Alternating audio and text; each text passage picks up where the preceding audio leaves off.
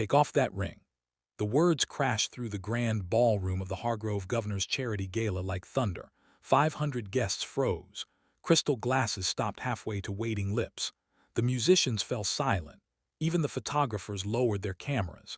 Every eye turned toward one couple standing beneath the glittering chandeliers.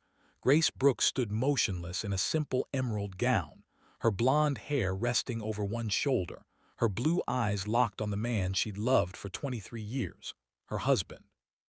The man now holding a microphone as though he were delivering another winning courtroom argument. His expression was calm, cold, almost bored. "I said," Ethan Brooks repeated, his voice echoing through the ballroom, "take off that ring. You don't deserve to wear my name anymore." A wave of horrified whispers swept across the room. Grace instinctively covered her wedding band with her other hand. For 23 years, that ring had never left her finger. Not when she worked exhausting night shifts as a nurse so Ethan could graduate from law school without crushing debt. Not when she spent 11 nights sleeping beside his hospital bed after the accident that nearly took his life. Not when she quietly stood beside him through every courtroom victory and every crushing defeat. She had believed marriage wasn't measured by easy days. It was measured by the hard ones.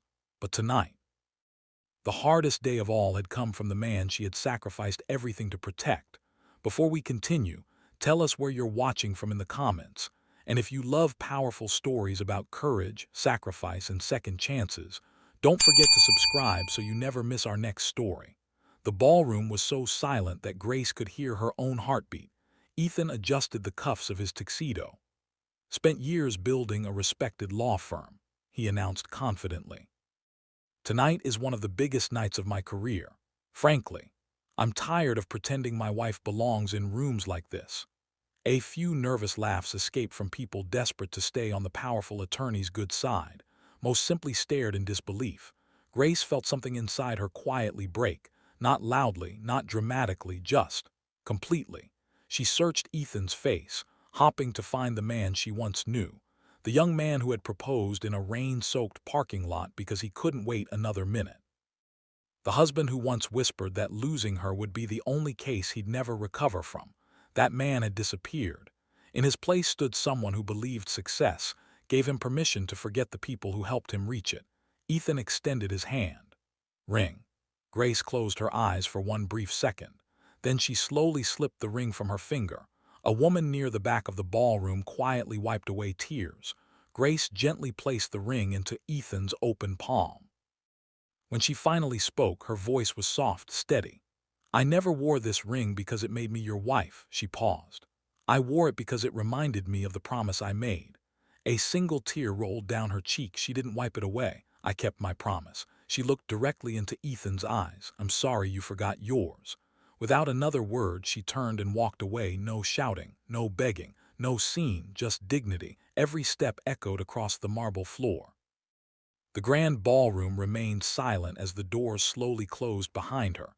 Then something unexpected happened. The room changed. People who had admired Ethan moments earlier now looked at him differently, not with respect, with disappointment. Even Daniel Mercer, Ethan's wealthy business associate standing nearby, suddenly looked uncomfortable. Ethan forced an awkward smile.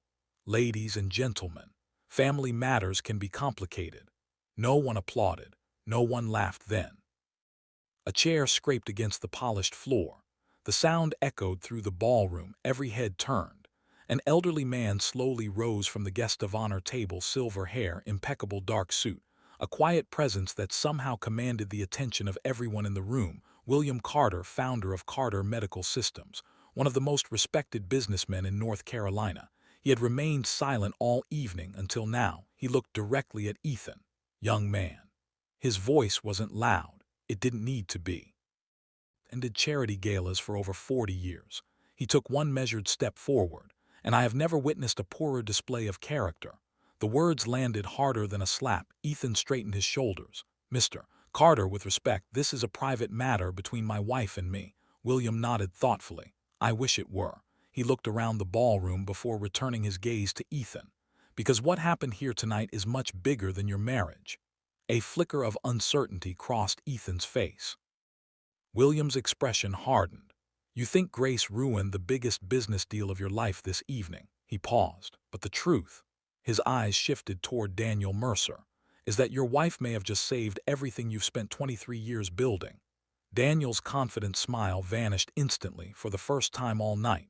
Fear appeared in his eyes, and Ethan had absolutely no idea why. The ballroom fell into complete silence. William Carter slowly walked toward Ethan, never taking his eyes off him. "Spent months believing your wife was standing in the way of your success," he said quietly. "In reality, she has been the only reason your firm still exists." Ethan frowned. "What are you talking about?" William reached inside his jacket and removed a thin brown envelope. "I was hoping tonight would be a celebration." He handed the envelope to Ethan. "Instead, it has become a lesson." With trembling hands, Ethan opened it. His heartbeat quickened as he flipped through the pages. Bank transfer records. Dozens of them. Every payment carried the same signature, Grace Brooks. He blinked once, twice. His mouth slowly fell open. "No," William nodded. "Yes." Ballroom remained silent as Ethan continued turning page after page. 6 months of payments, the legal bills from the Mason Industries lawsuit, the overdue bank loans that had suddenly disappeared, office rent, employee salaries, every financial crisis his law firm had somehow survived. Grace had quietly paid for them. His voice barely came out. Where? Where did she get this kind of money? William looked at him with quiet disappointment. "She sold everything." Ethan froze. "The lake house your in-laws left her." Another pause. "Vintage Mustang your late father restored with his own hands." Another. "Every piece of jewelry your mother ever gave her." Gasps rippled through the ballroom. William continued. "And finally, the retirement fund she spent 23 years building." Ethan felt his knees weaken. His wife, the woman he had just publicly humiliated, had sacrificed every possession she owned without asking for recognition, without even telling him. His hands shook so violently that several papers slipped onto the floor. "No," William's voice softened. "She never wanted you to know." "Why?" William glanced toward Daniel Mercer. "Because she discovered something 4 months ago." Every eye followed his gaze. Daniel's face had gone completely pale. "Grace found evidence that Daniel had been secretly using your firm's client accounts to cover millions of dollars in failed investments." A wave of whispers exploded across the ballroom. William continued. "He manipulated the Mason Industries lawsuit to make your firm appear unstable. His goal was simple." He looked directly at Ethan. "He wanted your business to collapse so he could buy it for almost nothing." Ethan slowly turned toward Daniel, his closest business partner, the man he'd trusted for years. Daniel swallowed hard. "Ethan, he's twisting the facts." William calmly interrupted. "No." He nodded toward the ballroom entrance. "The facts are walking through the door."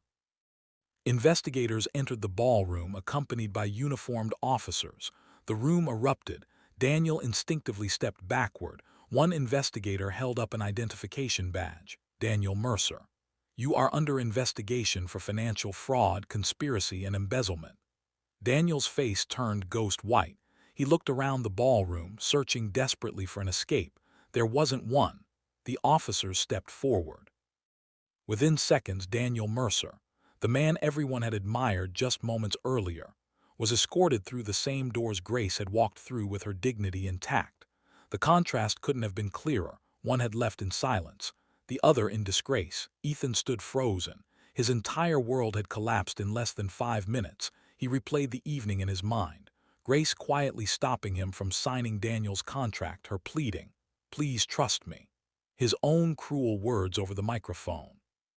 "Take off that ring. You don't deserve my name." Each sentence now felt like a knife turning inside his chest. He looked down at the wedding band still resting in his palm. It suddenly felt heavier than gold. It felt like 23 years of love, trust, sacrifice, and loyalty all thrown back into his hand because he had failed to recognize their value. His voice cracked. "Where is she?" William answered immediately. "She never went far." He looked toward the lobby doors. "She walked out because she refused to lose her dignity." Then he looked Ethan straight in the eye. "Question is, will you lose your pride before you lose your wife?" Those words hit Ethan harder than anything else that had happened that night. Without another word, he ran, past the photographers, past the reporters, past the guests still standing in stunned silence. He burst through the ballroom doors into the hotel lobby. Across the room, near a large window overlooking the Asheville skyline, Grace sat quietly on a wooden bench. Her emerald gown shimmered softly beneath the lights. Her evening purse rested on her lap. She wasn't crying, she wasn't angry, she simply looked tired, as though she had been carrying a weight no one else could see. Ethan slowed his steps for the first time in years. He wasn't confident. He wasn't the successful attorney who always knew exactly what to say. He was simply a husband who had finally realized he had broken the heart of the only person who had never stopped protecting him. He stopped a few feet away. His voice barely rose above a whisper. "Grace." She slowly lifted her eyes. And in that moment, Ethan understood something that terrified him more than losing his law firm. He was no longer looking into the eyes of a woman desperately trying to save her marriage. He was looking at a woman who had finally found the strength to let it go. Ethan stood in front of Grace, unable to find the words. For 23 years, she had always been the one waiting for him, waiting outside courtrooms, waiting through late nights at the office, waiting while he chased success. Tonight, she wasn't waiting anymore. He slowly sat beside her on the bench for several long seconds. Neither of them spoke. Finally, Ethan opened his trembling hand. Her wedding ring rested in his palm. "The lake house," he whispered. Grace nodded. "Yes." "My father's Mustang." "Yes." "My mother's jewelry," she nodded again. "Yes." His voice broke. "And your retirement savings." Grace looked out through the hotel windows before quietly answering. "Every dollar." Ethan lowered his head. "Why didn't you tell me?" A faint, tired smile crossed Grace's face. "Because you would have tried to stop me." She looked at him. "And because Daniel had people everywhere. If they knew we had discovered the truth, all the evidence would have disappeared." She paused. "I wasn't trying to save our marriage, Ethan. I was trying to save 41 innocent people from losing their jobs." The words struck him harder than any accusation. She hadn't acted out of obligation. She had acted out of compassion. Even after everything, tears filled Ethan's eyes. "I stood in front of 500 people." His voice cracked. "And I destroyed the one person who was saving me." Grace didn't answer. There was nothing left to say. After a long silence, Ethan closed his hand around the ring. "I don't deserve to ask you to wear this again," Grace replied honestly. "Don't," he nodded. "I know." Then he took a deep breath. "So I won't ask." He looked into her eyes. "But I will spend whatever time it takes becoming the kind of man who deserves to ask someday." Grace studied him for a long moment. For the first time that night, she saw no pride, no excuses, no performance, only regret, real regret. She stood and picked up her purse. "You have a great deal of work to do, Ethan." "I know." "On your law firm." She gently touched her own heart. "On yourself."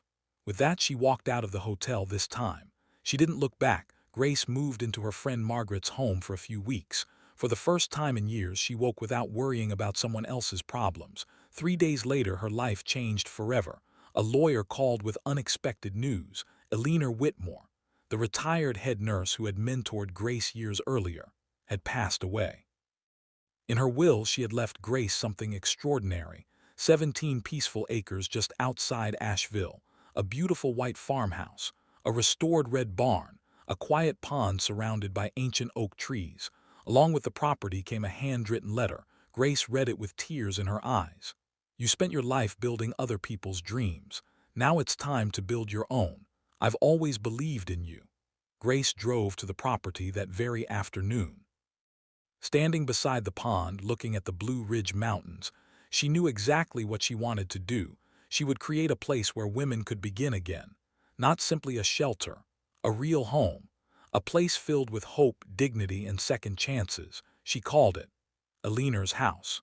With help from William Carter, the farmhouse was transformed into a welcoming home with private rooms, a large family kitchen, a library, beautiful gardens, and peaceful walking paths.